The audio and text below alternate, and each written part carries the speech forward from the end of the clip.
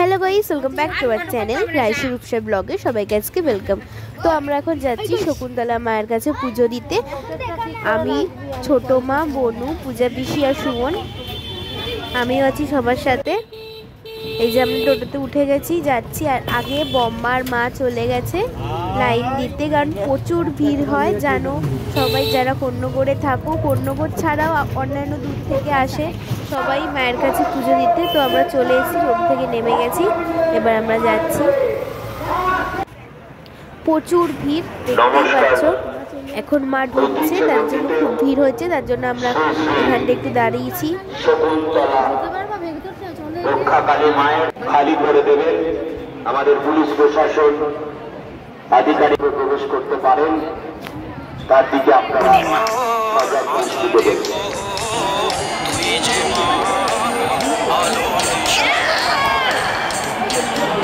যারা মায়ের প্রতিমা নিয়ে চলেছেন আমাদের গন্তব্যের সামনে,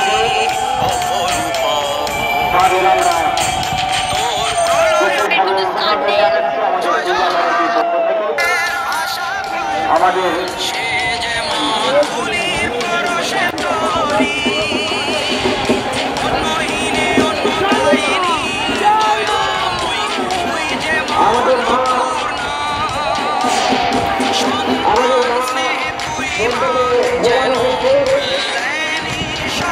আমাদের নাতি প্রতিমা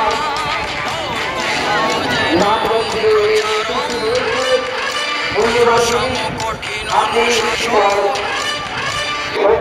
বড় মা চলে গেল। এবার আমরা ঢুকে গেছি, প্রচুর ভিড়। মাকে খুঁজছি, ওরা লাইনে আছে। আমরা তো এত ভিড়ে খুঁজেই পাচ্ছি না, শেষমেশ অনেক পরে পেয়েছি।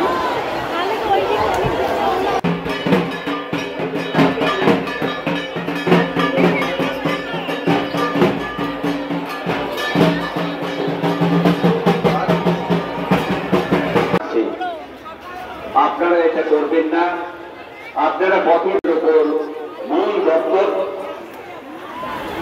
অনেক খোঁজার পর আর বম্মাকে পেলাম, ওরা লাইনে ছিল। এবার আমরা সবাই লাইনে যাচ্ছি। এই যে ওরা অনেক দূরে ছিল, সামনে প্রচুর লোক পুজো দেওয়ার জন্য। মা বম্মা 4টের সময় চলে গেছিল, ডালা পুজো দেবো আমরা সবাই, তাই